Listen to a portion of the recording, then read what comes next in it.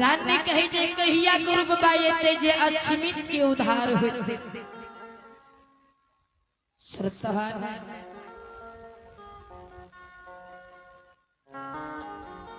राजा रानी गुरु पर सुरतल लगा के अछमित में सुतल छे।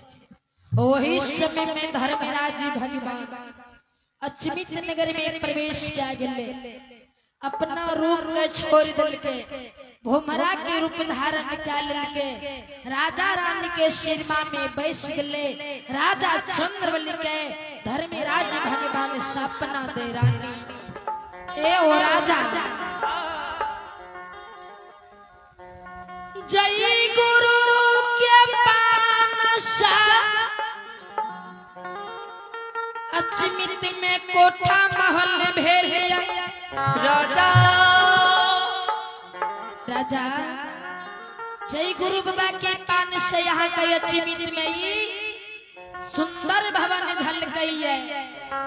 गेट गेट पर सिपाही अहरू पहरू जे तैनात करने छिए। जाने छिए वे गुरु महाराज के की भेलिए राजा अहाँ के गुरु भगवान पर धर्मराज पे मुख भागी ओहो सुंदर शरीर तोड़ दिलो, कोरिया बना दिलो। और कोरिया शरीर से लहू बीज पमार बहियो, सूप ढाकी माछी बदन पर गिरइए। बिना अन्न जल बिना नींद नारी के गोसाई 12 बरस के दिल्ली लिख दिलकिया। जब कोरिया है छे त जानते हैं भो जे कोरिया के बस्ती में रहे ले नहीं दे छे। हे हो सेवकिया कहलक कोरिया घाल से होय छे त पोपी के समाज ज्योति के ग्राम पोपी से भागा दिलक। हाय हाय हाय दुख के पोटरी लेने अजय प्रकार साधु महात्मा जोगी फकीर जंगल जंगल नगर नगर में भटके छे। ओहो वही नाया भाटा का ये हो छाला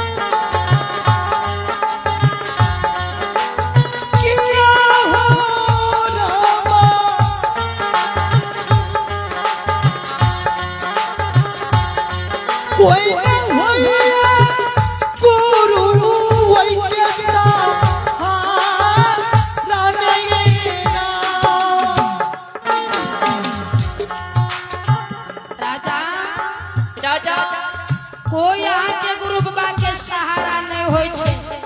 हाय हाय जंगल में भटकै के रहलिए। भटकल भटकल गुरु महाराज जे से अछमित नगर आबैए। राजा गुरु के सेवा करी हम गुरु के सेवा हो करी हम गुरु के सेवा राजा करी हम गुरु के सेवा राजा करी हम अछमित नाम कर में हो करी हम अछमित घर में हो करी हम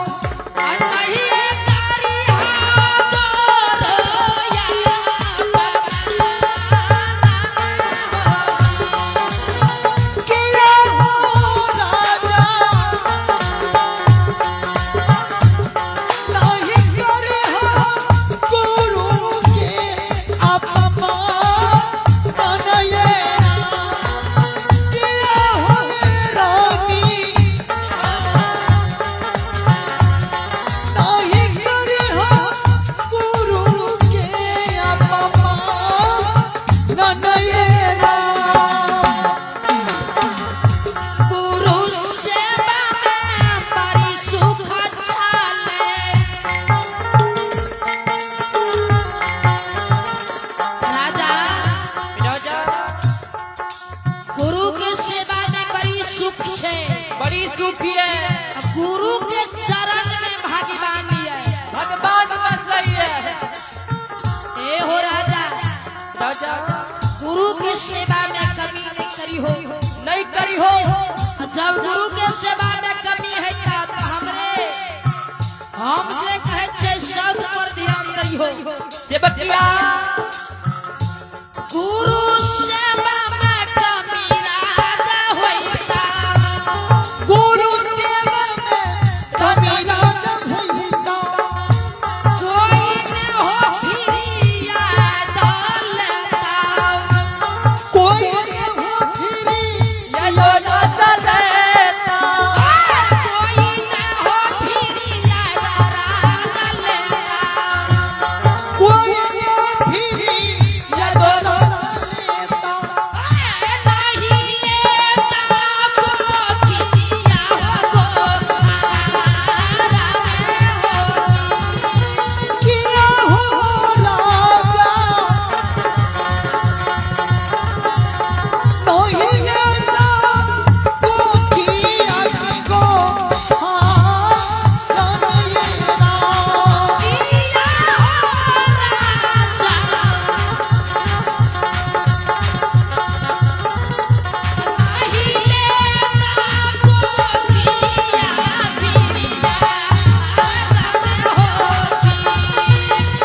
हो राजा नहीं लेता तो किया पिरिया तनैया किया हो राजा नहीं लेता तो किया पिरिया तनैया। राजा गुरु कहे रुच के द्वार से चल गया राजा तो कोई देवी देवता तोर प्रिय नहीं लगता। आई है। चलिए आप भी भगवान के बारे में अशोक यादव जो कि नादों की निवासी, उनकी ओर से शानदार 101 रुपए के पुरस्कार भेजे। चलिए अमित कुमार पिता है सरोज यादव मधुरा निवासी। चलिए अमित कुमार पिता सरोज यादव मधुरा निवासी, उनके ओर से शानदार 501 रुपए के पुरस्कार भेजे। ऐसी श्रद्धालु में परमात्मा को ओर से धन्यवाद ज्ञापित करता हूँ। विनय कुमार सखोरी निवासी, विनय बाबू की ओर से शानदार 51 रुपए के पुरस्कार भेजे। ऐसी श्रद्धालु में परमात्मा को ओर से धन्यवाद ज्ञापित करता हूँ। परमात्मा इसी श्रद्धालु की समस्त परिवार में सद्बुद्धि ज्ञान दे। यही खुदा की श्रद्धालु की जय। बाबा हो ये हो अहला से बाकिया दुवरिया हो बाबा जी हो।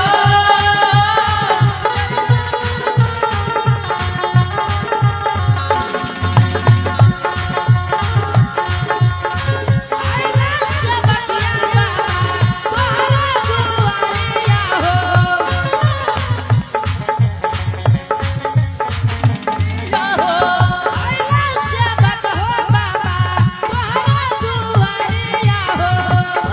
से बकिया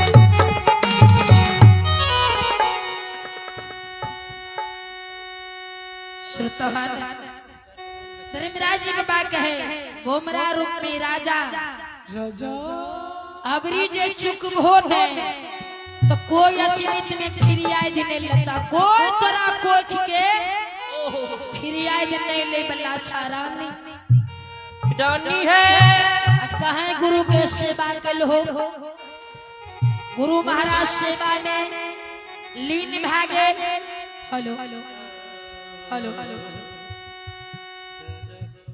कहीं गुरु बाबा के कृपा भागे गुरु मुख से वचन निकल गया तो एगो बेटा लका नहीं छो गुरु के जब कृपा होता तो एक लाए भी पूरे नहीं एक कोई से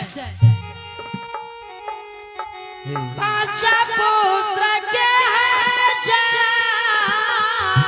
नाम होता है राजा